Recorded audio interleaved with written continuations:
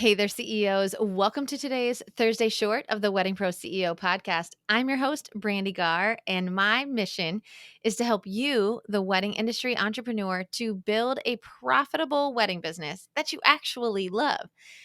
Today, I want to talk about faking it until you make it. Now, listen, I know that this term gets a really bad rap in a lot of industries, right?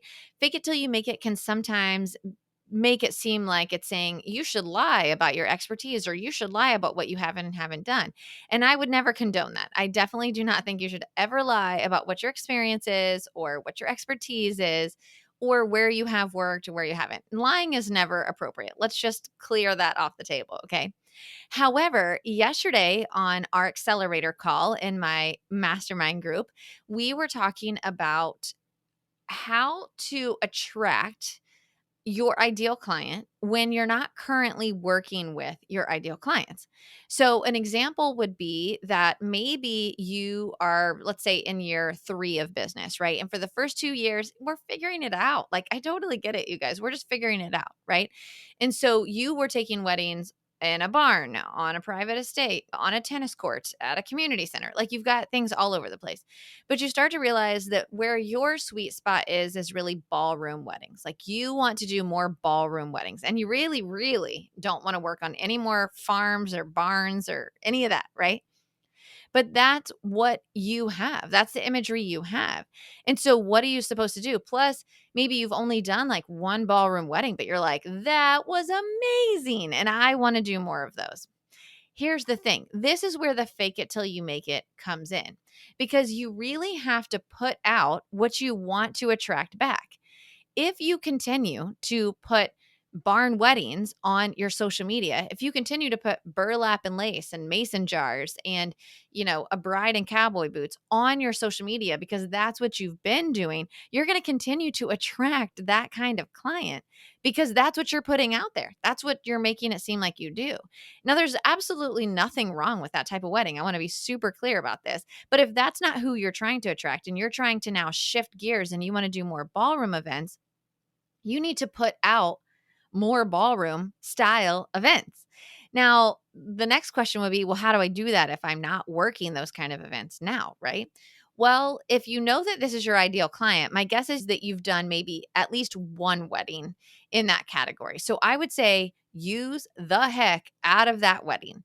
What's really interesting about Instagram in particular, and this goes for really TikTok and Facebook as well, is that people don't typically scroll back more than the last 9 posts that you've made. And honestly, 9 is even a lot. On Facebook especially, 9 is a ton. But on Instagram, if you look at your grid, you'll notice that the grid goes 3 across. So for them to scroll down more than 9 images, they have to really be invested. Most people are only going to look at your last 9 images. So you really want to focus on making sure that those 9 images that they're going to see are really indicative of the type of client you want to be bringing in. So I would post the heck out of that one wedding that you did in the ballroom that you can show different angles, you can show family, you can show dancing, you can show the cake, all these different things that were in a ballroom, right? The other thing I would really think about is what are the pain points of this new ideal client that you want to attract?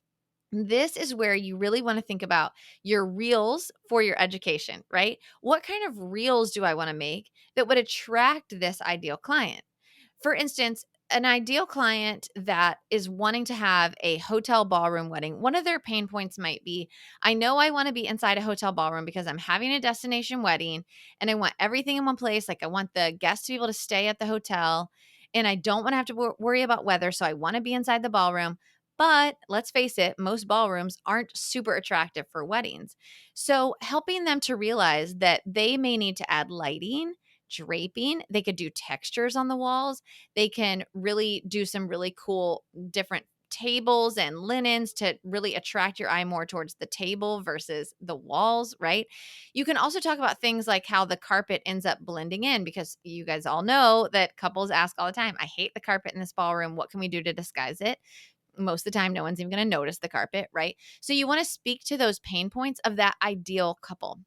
Another thing that I want to encourage you to do is think outside the box of actual weddings. So you don't always have to put on social media actual weddings. You could put inspiration up as long as you are incredibly, incredibly clear that it is inspiration and not your work. You can showcase different ballroom style events and say what you like about those events or break them down. You could do a reel with the green screen behind you of the ballroom as inspiration, and you can show them what you love about it. You can say, oh, see how this wedding had lighting added to the walls. They also did a little bit of draping behind the band.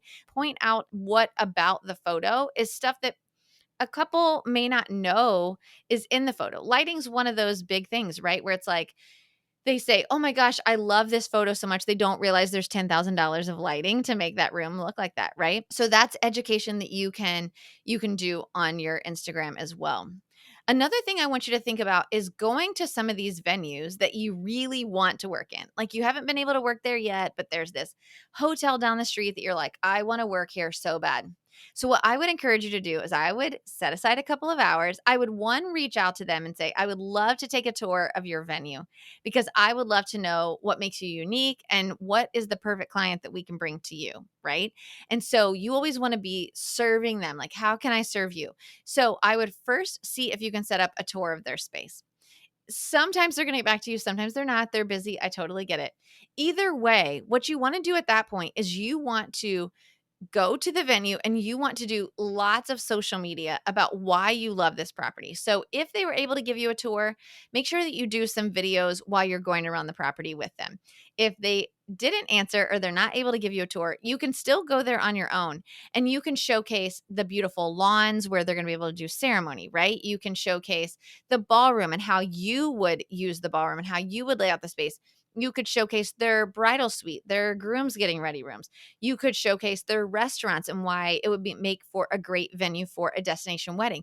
There's so much that you can do to not only showcase that you know what you're talking about when it comes to ballroom weddings or hotel weddings, but this is also a great way to network because as you post about this venue, you can ask for a collaboration with them. You can do a collab on Instagram.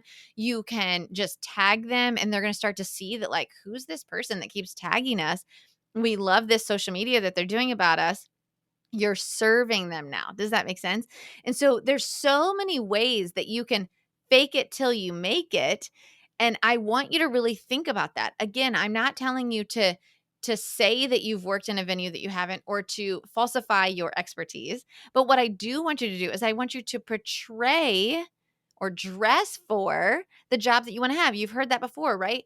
When I was young, I remember starting at my career, our professors would always say, dress for the career that you want to have. If you want to be a conference services manager at a big hotel, make sure you're wearing what that big hotel expects their conference services managers to wear. If they're supposed to be in full suits and pantyhose, you should be in full suit and pantyhose, right? Like dress for that position. That's so important. That's what you're doing here. You're dressing for the position you want. You are portraying the image to your ideal clients that you already know what you're doing. So educate them. Think about their pain points, write down their pain points and speak right to them. Let them know that you know what you're doing and that you are the service provider for them. This is so, so important. All right, you guys, thank you so much for being here every single week, and I will see you next time.